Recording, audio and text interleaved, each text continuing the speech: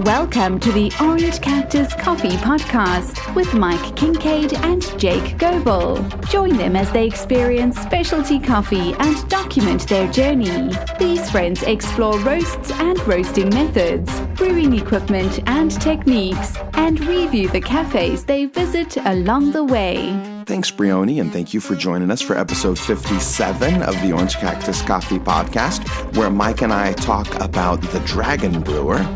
Look, if you're driving down the street and this is in the backseat of your car, you're going to get arrested.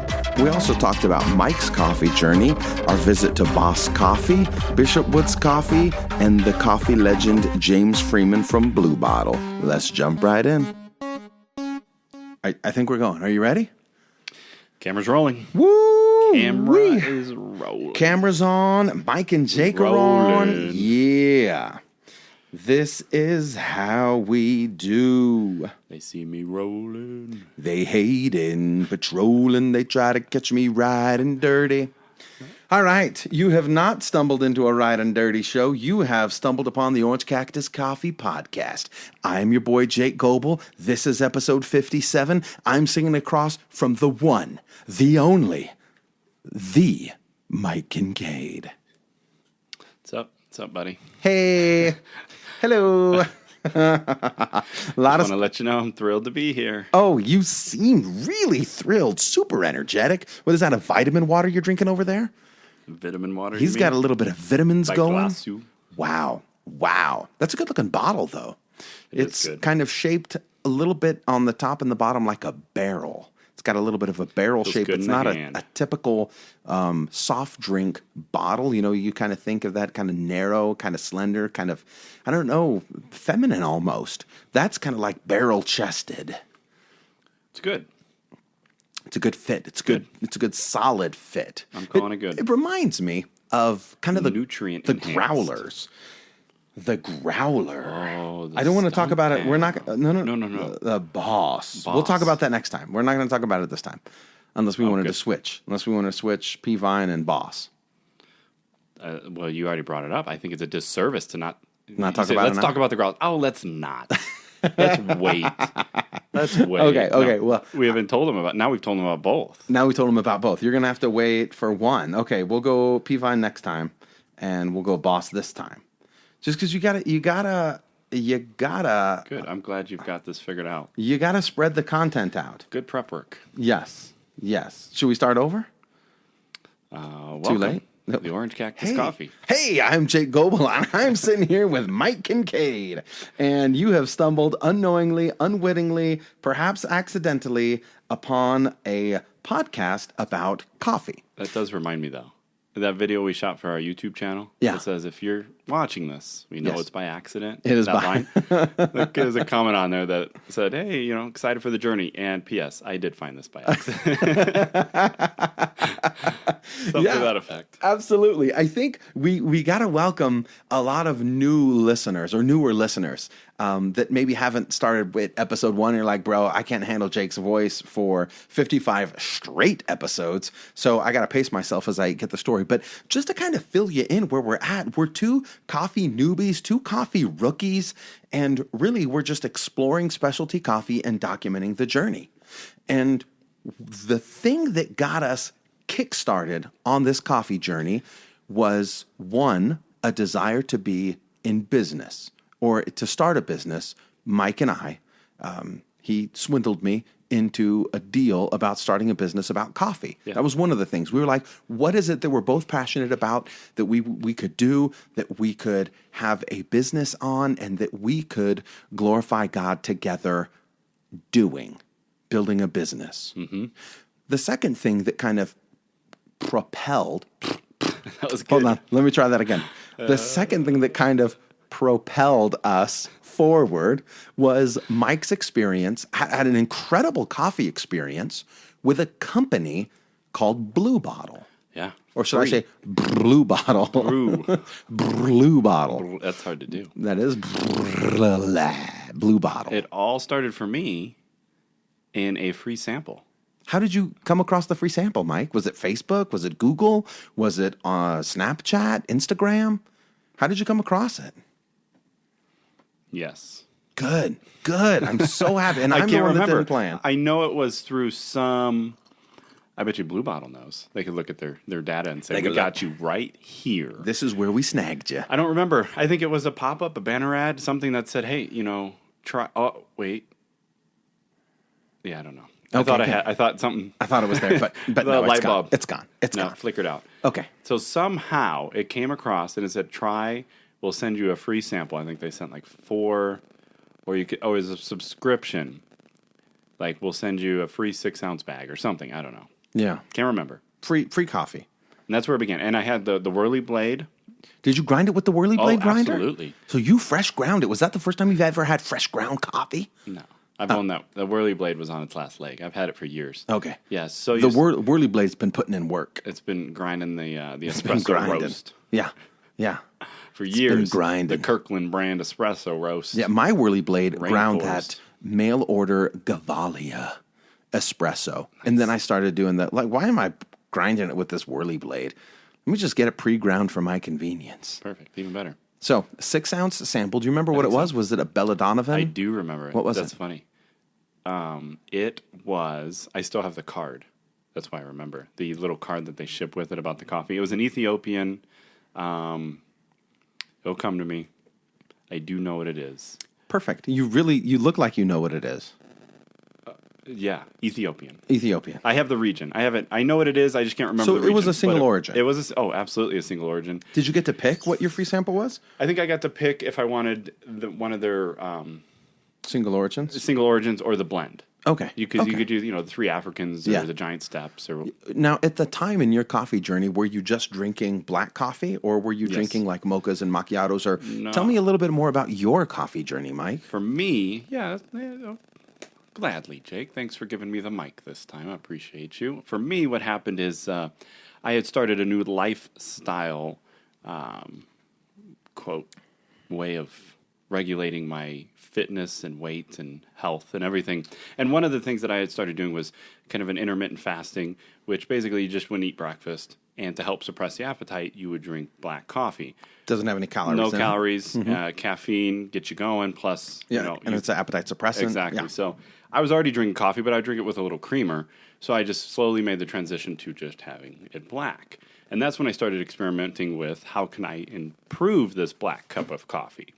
And I've had an AeroPress for years at that point, but I never really used it to the extent that it Do you remember how you stumbled across the AeroPress? Yeah, it was at Bed Bath & Beyond. Oh, okay. You were And there. You were there, man. It said shopping. on the box, world's best cup of coffee, or, the reviews were like, this will give you the best cup of coffee you've ever had. So you saw it at I saw Bed Bath & Beyond. It I looked said, interesting, and you bought it. Wife, look at this. And then she bought it Oh. for a gift for me. Oh, that is so sweet. So I started using that. I guess in my mind, I cannot picture the missus like going out and getting you a gift for some reason. That's good. Well, she did. Yeah. And I still have it today. It's good to hear. That's all. It's a gift that keeps on giving. So that's where it started for me. And honestly, though, I think I enjoyed it more. I used the AeroPress. I don't think I weighed it. I don't think... Did you scoop it though? You used the scoops. Did you follow the scoop I recipe? think I used a scoop. I think I looked up I went to like the AeroPress website or used the instructions on how they recommended on using it, dialed it in, and went from there. But I will not forget that first sample was amazing. So you used the blue bottle, The thing I Ethiopian, specifically remember, with the AeroPress Yeah. as part of your intermittent fasting dietary or just Yeah. lifestyle. I just wanted to enjoy Yeah. the coffee that I was drinking mid-morning to, more. You didn't want something burnt. You wanted. You were looking for something different, and this Ethiopian gave you flavors that you had never tasted before. Yeah, it was wonderful. The thing I specifically remember, because who knows what I was extracting with the grind and the water and the ratio, But it was still better than what you were drinking. You're getting the amazing acidity and the tartness. Yeah. That would, you're like, wow, this, hit you in the sides of the cheek, and you would just get this nice, you just get a lot going on. Yeah. And I thought, this is it. This is A lot where of it's flavors. at. And then I started using the mocha press, and then just continued The mocha learning. press or the mocha pot? Oh, the mocha pot. Oh, Sorry. okay, because there's no press in my mocha. Mine either. Yeah. Okay. Gotcha. Yeah. So the mocha pot, the Italian version. Pot. That was also a gift. From the missus? No. Okay. No. I didn't think so. No. No, that was from a boss I used to have. Oh. Went to Italy on a trip. Knew I liked coffee and brought back an Italian mocha pot. Very cool. Italian design. Very cool. It was And cool. so then how long from your free sample to where you introduced me to Blue Bottle and the Bella Donovan and decided, hey, I think this might be something that, Jake and I should get into here. Yeah. Months went by, and I just kind of kept diving in. I signed up completely for Blue Bottle's subscription. I started reading more, watching their brew guides. I started ordering different brewers. I started to dial in recipes. I started to buy the water pot, the grinder, and I think amongst there is when we're like, hey, this coffee is pretty good. You should come over and have some. Yeah. And I remember what we said is Rwanda, Bulindi, Brushuki. Something like that. It's actually in the video. You can watch episode 2 of the docuseries. It's us meeting, drinking this coffee when you were tasting it for the first time, and I made it for you in the mocha pot. It was good. And I think we talked about the tartness and everything else there, and amongst other things. So that's when we're like, hey, let's get going on this, and let's pursue it more. This coffee thing, we said, I think, right, if anything, we're just gonna have a good cup of coffee. We're gonna have a good cup of coffee, and that much is true. And so we're sitting here with pretty good cups of coffee. Pretty good cups of coffee, yeah, and nothing more. Mm-hmm. But so, where was I going with that? Oh, I was going with Blue Bottle. I was going to go into the Blue Bottle. Yeah, so Blue Bottle was the catalyst for me. And then I dived in. I bought the book. I read all about James. I read all about the story, where it came from, what made it so special. And that's when I learned about coffee freshness, being, roasted up, and that most coffee is dead and stale, and about fresh grinding, and just everything that comes with producing an amazing cup of coffee was, for me, all due to the efforts and work that James Freeman has done with Blue Bottle. He was the one that inspired me, reading his book, reading his love for the ceremony and the theatrics with creating a cup, a pour over, talking about going to Japan and sitting there and watching them meticulously pour, this beautiful, pour over right in front of them. And it was just such a process. I just fell in love with that. Like, wow, this is cool. This is something that I can enjoy. So it just went from there. That's very cool. And I mean, I totally messed it up. Because we were going to do James Freeman next episode, and we were going to do coffee history this episode, and now it's switched again, just like the Peavine and the Boss. So I am a hot mess, and my apologies for being such a hot mess. But we're going to get into that. Should we start over? Let's start over because we're going to talk about the coffee legend James Freeman. Coffee legends. And we're going to read a little bit from his book, The Blue Bottle Craft of Coffee. So if you don't know who James is... James Freeman is the owner and founder of Blue Bottle. And he's from... he's from... on it. Yeah. This is going to be a great show. Yes, from the he are from San Francisco. Yes. San Francisco. And he started roasting. He'd always kind of had a love affair with coffee. And he would make his own coffee as a traveling musician, going different places. Yeah, I think originally he was in Oakland. He was in Oakland, San Francisco, same thing to me. Bay Area. Oh, it is? Bay Area, California. Do you pick? Are there different connotations? Like, where are you from? You could choose. Like, technically, I could say either kind of. And people that aren't from here wouldn't know. So you pick, I'm going to say Oakland this time. I think you could probably get away with whatever. Because they're right across the water from each other. Oh, they are? Yeah. Oakland and San Francisco. Never been to either. Me neither. I'd like to go to the Blue Bottle, though. So, real quick, I find it interesting that different Blue Bottle locations have different food menu items. Maybe it's based on... It's cool. Demographic. It's cool. They got different stuff at different places. So, anyhow, he started roasting his own coffee. Yeah. And then he rented a space, 138 square feet, just a little corner of a shop, kind of like a shed. Yeah, it's small. And he was paying $600 a month. Wow. And then once he started having to pay rent, he said, Uh-oh. I guess I got to sell some coffee now. Yeah. So he went and picked up a little red Dietrich roaster, like in Idaho or something. Did a road trip. A little 5-pound. Yeah. Came back, started roasting it, and his goal was to get into I'll give it the props exactly what it was. The goal was to get it into the Saturday San Francisco Ferry Plaza Farmers Market. But you had to work your way up to that farmers market. So the first one he could get into was the Old Oakland Farmers Market on Fridays. So what he would do is he would sell his coffee on Fridays, and then he would go to the Ferry Plaza Market on Saturdays and hand out free samples of his coffee to his favorite vendors, people that he liked. A chocolatier, Michael Ricciuti, Berkeley's Acme Bread, and Mietta Cakes. Started building relationships. Yeah. Mietta Cakes had a espresso stand, espresso cart. Yeah. And they hit him up after tasting his coffee and said, hey, we want to use your coffee on our espresso machine.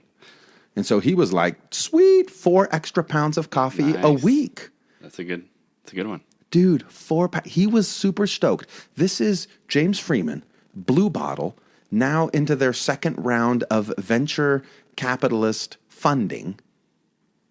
Millions and millions of dollars. Yeah. First order. First, he was excited about an additional 4 pounds of coffee a week. So cool. That's so cool. Yeah. It's like the superhero origin story. So he was excited about that, and then he was very particular about it. So he wanted to continue to control the end product. Remember when we went to Prescott Coffee? He was like, I want to make sure. He does free training at different coffee houses because he wants to make sure that they're serving his coffee, shots and that they're serving his coffee they know properly. what they're doing. Yeah. And that's what James was pressing on Mietta Cakes. And so they said, okay, take the coffee stand. So now he has a coffee stand, an espresso stand. Here, you do it. Here, you do it. That's great. Exactly. And so let me see. Boom, boom, boom. They would get together and they'd go to the Berkeley Farmers Market. I brought their espresso cart and started running the cart at the market twice a week. Slowly, people started taking notice of my coffee. People thought that was crazy. This wobbly wooden drip bar that I would make all the brewed coffee on very laboriously, 1 cup at a time. He would do pour-overs. Different extraction techniques, different beans, blends, and roast profiles. Some people were interested, some people were ridiculous. And he says that's probably still the case. Yeah. You're not going to be all things to all men. Nope. You got to dial your niche in. You do you. You've heard that here before. You do you. James did him. You do you. All right. Yeah, I think that's a key point to remember as some of our listeners are thinking about starting their own business or their own venture, that there is balance, right? You have to make a profit to run a business. Yeah. And I think in the last podcast that Chris Baca did, when he released some of his SCA presentation, he had a great point that says, if you want to have, there's these companies that have ridiculous money and they get to play with that money and buy all the toys and buy all the new gears and gadgets and get the best beans, go to Origin, do all the fun things that you want to do one day. Well, the way they do that is by being profitable. Yep. So there's something to be said about having, a profit margin. You got to sell coffee. You got to sell coffee. But I think you must balance that with, if something that you've enjoyed doing all of a sudden becomes just a begrudging day job where you're just trying to make ends meet, and it's not necessarily something you're passionate about anymore, you need to reconsider possibly. Is there a better avenue? You know what I mean? Honestly, if it just turns into another job, and in reality it's no different than the day job you left to pursue this, is it now worth continuing to pursue? Another thing, he was giving away free coffee. He was. Sample coffee. Try it and out. His product was good.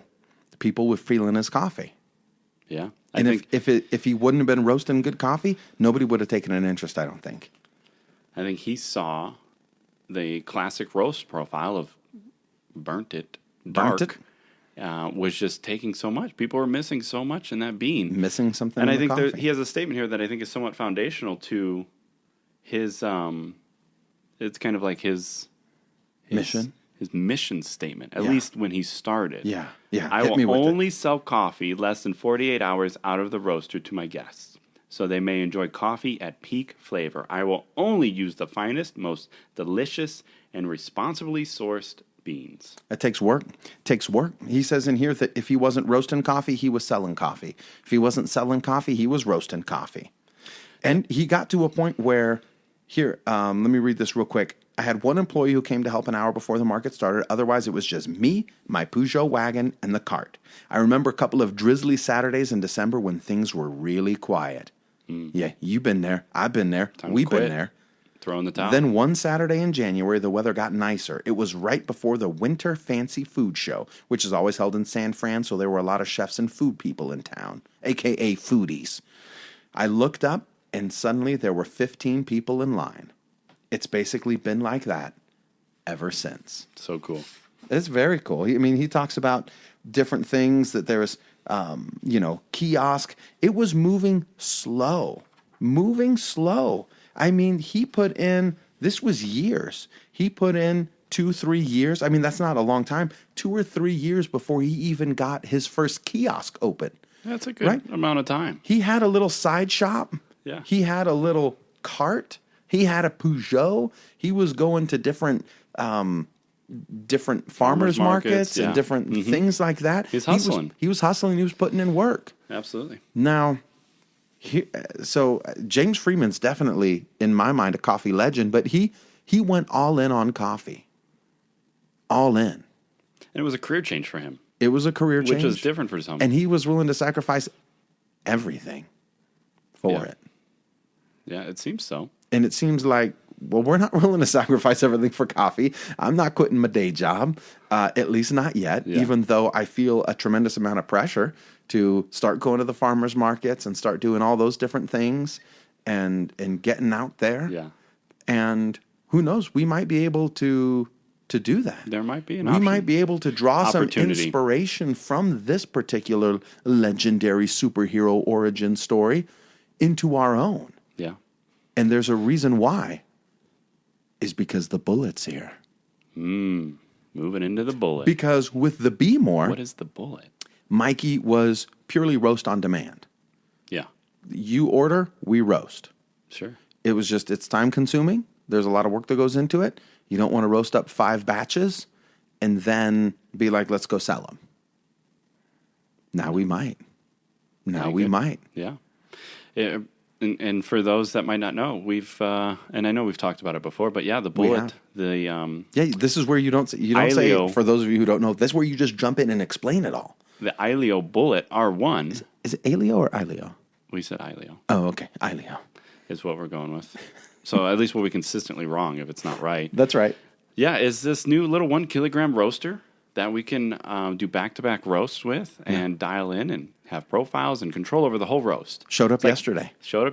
We got some pictures, and we're probably going to have some more videos, an unboxing video, and then just some simple demo videos on us using it. Manny G got his the same day. Yeah, Manny G's on this journey with us. Manny G. And so it's exciting. So, I think it's going to enable us. I feel like if we did get our first 4-5 pound weekly order, I'm ready for it. Yeah. I'm ready for that first step. Well, once you get the bullet dialed in, we can roast enough.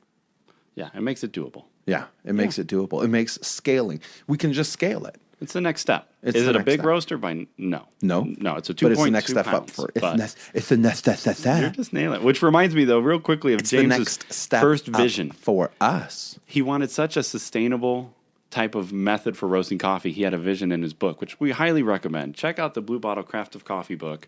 It's a different style of book. It's not just about what makes coffee good.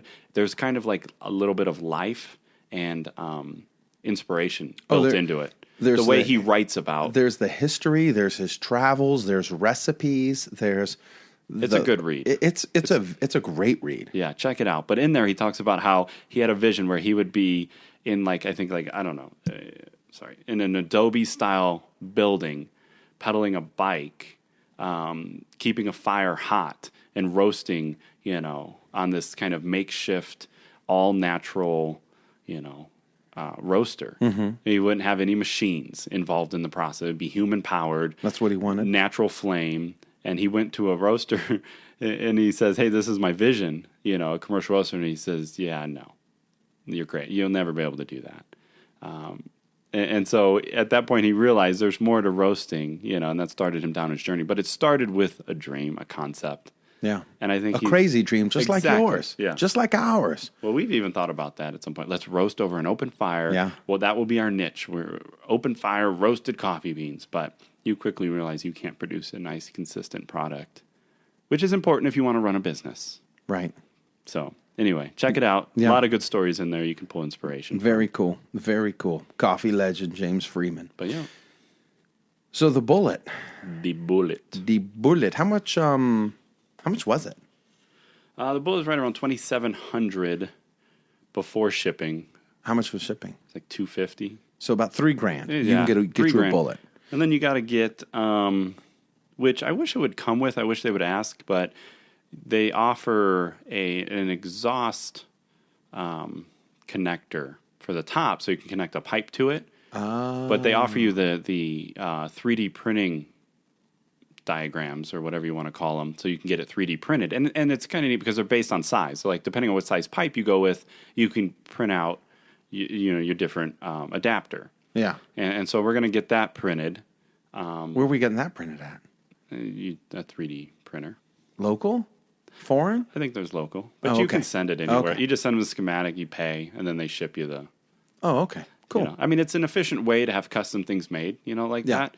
But I think it'd be cool if the company said, okay, here's... I don't know, maybe it's too hard to say what size pipe you're going to use. And so that's why this was the best alternative. Yeah. So there's a little bit extra money in that. And then you need to get some beans for seasoning. And you can get some beans for cheap, a couple $2 a pound beans that you're just going to burn. You're just going to roast them beyond second crack and season the drum, get the oils in there. And basically that seals up the drum and helps it be more thermally stable when you start actually roasting. Now, some people would say you could just sell that. Yeah, you could. You just burn that up and sell it. Yeah. Because, there's a lot of people selling $2 a pound beans. Yeah, there is. And they're getting higher profit margins than we are selling Because $6-7 pound beans. Because they touch the beans at some point. They call it handcrafted. Handcrafted. Gourmet. Throw some seasoning on it. But anyway, so yeah, a couple extra things besides, obviously the beans you got to buy and roast, but you need this pre-hand. Yeah. They have their manual available. You can read up front. The other thing to consider with the bullet is the software is run on currently. You need if you want PC only. Yeah, it's PC only if you want to run their proprietary software. They do have plans, they say, for later this year to come out with a Mac version, which, based on the community and the Facebook group, there's a lot of demand for. People. There's more Mac users than PC. There is. People? They ran a poll. Yeah. One of the users put a poll out there, and the Mac users were higher. People are like, yeah, I'd love this. So keep that in mind. If you're considering jumping up to it. But yeah, we'll give you updates on how this works. We're excited. And Manny G has his as well. So he's on this journey with us. Yeah. And Manny G recommends the Dragon Brewer. Manny G recommends. But it's not a full Conditional. all-in It's recommendation, is it? Yeah. It's not a wholehearted recommendation, is it, Mike? No, it's not. And for good reason. I think this one's qualified. It's a qualified recommendation. Yeah, with some parentheses. Yeah. Some quid pro quos. As they might say. Yeah. So the Dragon Brewer is like $300. But the thing about the Dragon Brewer, that's not the reason why Manny G is hesitant to recommend it. That's one of the reasons is because of the price. It's a pricey brewer. It's like a Technovar Mocha Master. But it is from La Colombe coffee roasters. I think it's handmade. It's $395. Each one is individually $390? $395. $400. $400. Handmade, hand blown, I guess, because it's all glass. It's all glass. It's a crazy little brewer. Yeah. It is a very interesting looking device. It really does look like a chemical set, like a chem set, like a high school chemistry set. The comment said this is a bong. Even more so Coffee than bong. a coffee bong. Even more than what's the word I'm looking for? Even more than the Chemex, the siphons, siphon brewers, yeah. like from Ario siphons. Sure. Yeah. So it looks weird. There's vacuum seals. There's syringes involved. It doesn't appeal to me. I watched the video. The video's cool. You should check the video out. We'll throw the link in the show notes. Yeah, it's fun. It's worth watching, but it doesn't appeal to me. I would like to play with one. I don't want to buy one, but I was like, Manny, I don't know if I understand it. So he had to break it down a little for me. Essentially, if you remember the perk brewer, the automatic perk brewer, and the idea was that it would suspend the coffee particles in the air, right? In the liquid? In the liquid, I mean. Yeah. And so that they were uniformed and dispersed so Yes. that they could extract more equally. Well, that's what the syringe does. You pump air or you pump into it and it pushes the coffee ground bed up and kind of suspends it in the brewing chamber. Yeah. And then the other feature is you pour room temperature or colder water around the outside of the brew chamber. So it immediately stops the extraction. So you have control of how long you extract much more better. Yeah, you could extractor. So you're using colder water to stop the extraction right when you want it to stop. Okay. And you're suspending the particles. And, the idea is similar to the perk, temperature control and suspension of particles that they claim it produces an amazing cup. Now, I think the perk was cheaper than that, though. The perk was like $200 or $250. Yeah, so you could go get yourself an automatic perk when they're available. Yeah. But it's a cool little brew, and I think it's just cool that he's passionate about this, and he designed it, built it, and you can buy one. Oh, and he loves it. I mean, you can tell in the video. What is his name? Tony? Sounds right. Tony love him some dragon. I think the name is awesome. The name is awesome. The Dragon Brewer. Well, it's like chasing the dragon. Chasing the dragon. Because he dragon. claims that this finally, anyone can have an amazing cup with this. You follow this simple little recipe. Put your water in, pump 3 times, and you're done. Okay, 1, it's not simple. 2, it's not cheap. And 3, not just anyone can have it. For those 2 reasons. So don't come at me, bro. Not everyone can slay a dragon. Don't come at me with this. Anybody can have an awesome cup now. Well, that's what he said. Something Just like that. pump this, weigh this, do this. You have to tweak this and twerk that. And it looked like the cleanup was a little bit much. I mean, a lot of little parts. And the way he's pouring it out, it does. I mean, you're going to get arrested. Look, if you're driving down the street and this is in the backseat of your car, you're going to get arrested. That's what the comments in the video said. And when you're done, you could use it as a bong. You're going to jail for this. Unless your state is, California, Washington, Colorado, you're going to be okay. Unless it's secretly like that. Unless it's secretly dual purpose. Dual purpose dragon. The dual purpose dragon. Yeah. That's $4.95, not $3.95. Yeah, that's an extra $100. Yeah, that's an extra $100 there. So Nice. anyhow, thanks, Manny. It's definitely cool. worth the watch. I mean, the video is entertaining as all get up. It is. Check it out. It's a good video. So It's a good little brewer. Anyhow. If you have one, hit us up. There's nobody that has one. hit it up. Not that listens to this show. Is your coffee all gone, Mike? My coffee is gone, yeah. So Mike, your coffee gone? No, I still have a little bit. What did you think of this coffee that we're drinking? I enjoyed it. I thought Yeah. it was good. I thought it was It very is good. an Ethiopian Yerkeshefi, Yerkeshefi that we got from Bishop Woods. Mr. Woods. Jim. I think Jim. And we're going to do a full write-up, full review, Yeah, more to come. In depth. because he said, hey, can I send you some coffee to review on your show? That was cool. And we Out said, of the blue. Absolutely. Be delighted to. Wait, be you're honored. asking us if you could send us I know, coffee? I know. And you don't want to charge us? Let me get back to you on that. Yes. Yes. So we just got it today, and we're, as soon as I got it, brewed up a cup, came down here to talk about it. So we want to do it justice, though. Yeah. We want to give it a little bit. He sent us some espresso as well, so we're going to try that. And then, once we kind of get the full experience, we'll give the proper shout outs and but the first impression. the initial kind of You did a double cup on the cup Kalita? here. Yeah. Yeah, it was good. Yeah. I enjoyed it. I thought it was a great, when you think of an Ethiopian Yerkeshev, it fits right in there. Had some good flavors. I think I would like to try it in a single cup and even like the AeroPress, It's clean. I like the Kalita. Yeah. If you remember, Mike got me the Kalita for my birthday. Birthday's tomorrow, so I had to use it today. But very clean cup. And I like the filter. It's almost like the filter filtered brew went with kind of the clean Oh, sure. Yeah. limoncello. Complimentary. Yeah, it was complimentary. The way it was brewed complemented the cup itself, I the agree. bean itself. I find that It's like when just keep it clean. Like if you want it dirty, Yeah. it's a dirty lemon. I don't want a dirty lemon. I want a clear, crisp lemon. Exactly. I find that with the Ethiopians or the Kenyans, I like a pour over filter more so than, even the AeroPress. Even though that's filter, I still find it produces kind of it pulls out some more of the base. Gritty, grimy. Yeah, the base of the coffee. And Which I like. It's not as crisp. I like base coffee because I was looking for base coffee Base. because we were drinking some Stumptown and there wasn't enough base. What? I get it dirty. I mean, I drink it with the cone. I drink it dirty. I try to get it based out.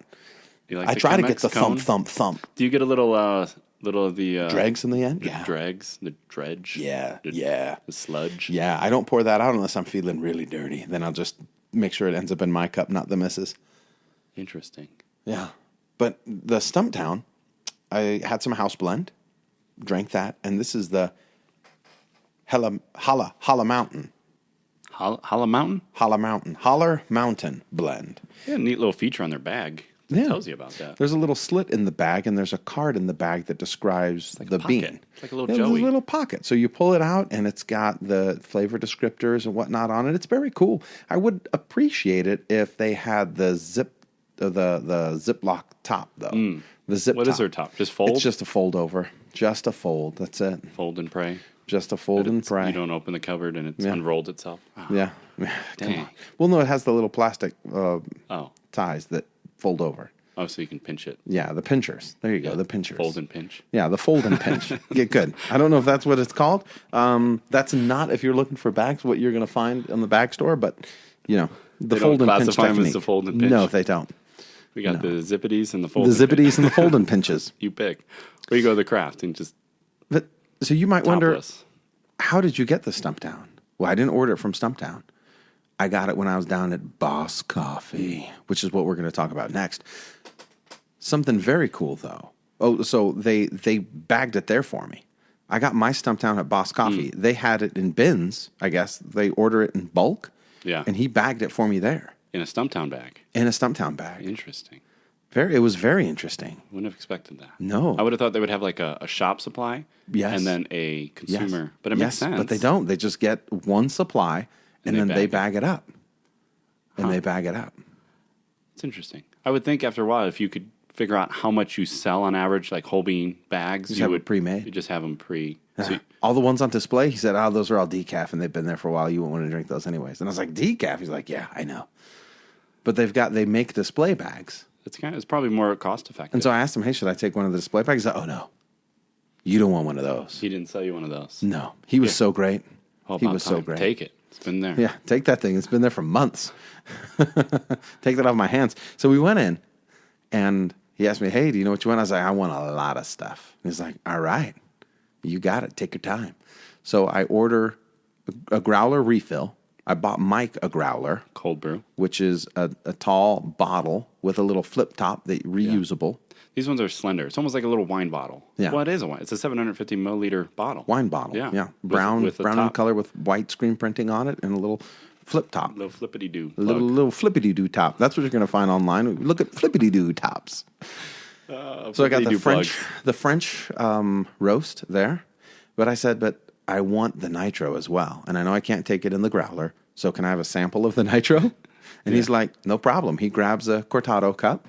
Nice. And he fills it with, it's 4 ounces. Fills it with nitro, and he lets me have it. How was the nitro? It's great.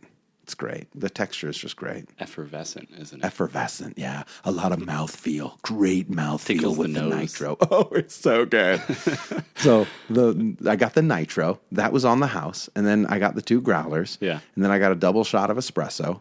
And I bought the whole bean. Wow. So I bought a lot. And then kind of right as I was finishing ordering, some more people walked in. And I told him, I said, hey, I'm going to be here. I'm just going to kick it over there whenever. You ain't getting rid of me. You don't need to rush and get everything ready because I said I'm going to take pictures and this place is very Instagrammable and I got to you get say my that? pictures in. I said that. I probably shouldn't have, but I did. No. I did. Cross the line there. I crossed the line. He said, no problem. So as he was bringing him, so he helps them out. I'm drinking my espresso. The kids and I are goofing off. We're making videos. We're having a good time, taking pictures of the coffee, taking pictures of whatever we can find. Whatever, yeah. Just enjoying the whole boss scene. Yeah. Is it a big place? Never been Yes. Down in Scottsdale. Yes, a lot of sitting. A lot of seating. A lot of sitting area or seating. Yeah. A lot of you could say it either way. You just can't say a lot of sitting. adverse standing areas. Yeah, absolutely. Just like that. So he comes out and he says, hey, I'm sorry about the wait. I sure appreciate your patience. I made you, because we were talking about different blends, like which one should I try? Mm-hmm. And he's like, I made you a little sample of the house roast, the house blend as well. So he gave me my bag and he gave me another little bag that he made. He took ownership of the entire experience. He's not the owner. No? He is not the owner. Have you interacted with him before? Yes. Yeah. That was my second time there. Nice. I know he's not the owner, but he cares enough about the shop. He cares enough about the customers. He remembered me from last time. Yeah. He owned that experience, and he created a raving fan for life. Some might say, like a boss. Like a boss. I don't even know what his name is, or else I'd give him his props right here, right now. Boss. But I got to tell you, he owned it. He didn't say, oh, well, the coffee shop this, the coffee shop that, the cafe this, the owner's a bum, whatever. He owned that whole experience. Yeah. That's cool. And he felt at liberty to give me coffee that... Empowered. He felt empowered to give me coffee that was not his to give away. He's not the owner. It's not his. Yeah. But he knows how to win customers, how to win them. Yeah. It was incredible. Great experience. He was incredible. Good coffee. Yeah. Great shot, great experience. And here's another thing that I'm going to take. More? There's But more. Wait, there's more. But wait, if you order now for 2 low monthly payments of $29.99, you can get... I told him, I said, because he brings out the double shot of espresso, and it's in a cup with a little folded up napkin, very cool, with a little sleeve for the spoon to sit in. Yeah. And I was like, it's so cool. I said, I love press, and I do love press. I said, but nobody's doing this right here, what you guys do. And he's like, I know. It's awesome. We're trying to up it. We're trying to bring our game tight. And he said this. He said, we had a French consultant come in when we first opened. Wow. And this was one of the things, one of the small touches, the little subtle nuances about creating an experience. This was one of the touch points that he, left us with. They said, here. That he recommended, taught us how to do, fold the napkins Just picture like that. this. He walks in, put the spoon in a French accent. Le spoon. Put the spoon In the napkin. and then leaves. And then he walks out. So they opened their shop with a consultant. Yeah. I think cool. I think that's very interesting. That's not that's not everybody's coffee story. That's not James Freeman. He didn't go get a consultant. He was just doing his thing. Well, I think he pulled a lot of inspiration though. He pulled from his own journey. Coffee journey. Yeah. Mm-hmm. So, but that's cool. So they put it in there. Yeah. Did you use it? I had to. Yeah, I had to because it's so cool. I didn't use it the first time. I just looked at it. This time, I drank half of the shot regular, and then I grabbed a little sugar and I put it in there to stir it because the kids were egging me on. Dadgum kids. The spoon. You got to use the spoon, Dad. You got to use the spoon. I like the spoon. Yeah, the spoon was cool. It's a good touch. Yeah. It's good. They're owning the name. They owned it like a boss. Yeah. And they're cool. Like when I posted, the first time I went, I posted a long review on Facebook. Dude reached out more than just thank you or thanks a latte, Yeah. They respond on social media. They do. They're I put appreciative. a couple shots up on the Instagram, and they've Great shop. Yeah. A great shop. It's cool. I'm going to have to go sometime. How was the cold brew, or should we save that for next time? No, cold brew was great. Just round it out. Had some on the rocks, as they recommend, and I enjoyed it. And you were like, I'm not sure. We got stuck on the way home from Phoenix. We did get stuck on the way home from Phoenix. It could be stale, but it could also be good. It could be bad. If it's bad, it's not their fault. It's because we were stuck on the side of the road. Yeah. Or we got stuck in the 100-degree weather. Yeah. That was excellent. And I enjoyed it. I also poured a glass for my wife on the rocks, added a little cream for her, and she enjoyed it. Just cream, or did you put a little simple syrup in there as well? Simple syrup. Yeah. Well, she has a flavored cream. Oh, flavored that she cream. used. Okay. But it actually tasted really good. I was thinking about, I've been making mocha pot coffee. Mocha. And anything left over, I've just been saving and putting in the fridge, right away. So now I probably have a good 8 ounces of cold concentrate. All different. Mocha. All different brews. No, same coffee. Not a blend. Yeah, no, not a blend. Not a blend of coffee. Where are you going with this?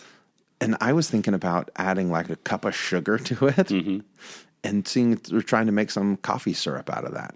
Or like some flavoring syrup for like iced drinks or something. I don't know what to do with it yet. But I'm going to do something with it. Maybe we'll just get desperate and drink it. Just slurp it all out of this little bowl with a lid that I got. You let us know how in that there. goes. Yeah. To be continued. To be continued. And you know what else is to be continued? What's that? This show. We'll talk to you next time. Oh, it's over? It's over. Yeah, it's always the sad part. Yeah, why do you insist on rambling at the end all the time? I know, because You can't just end it. You just can't end the relationship. You just keep going and going and going. Should we start over? Okay. No, you hang up. All right. 1, 2, 3, hang up. Thank you so much for listening. As always, you can find the show notes at orangecactuscoffee.com/episode 57. Love to hear back from you if you're enjoying the show. If you're not enjoying the show, what you like, what you don't like, feel free to hit us up, Jacob at orangecactuscoffee.com and Mike at orangecactuscoffee.com. We'll catch you next time. Have a good one.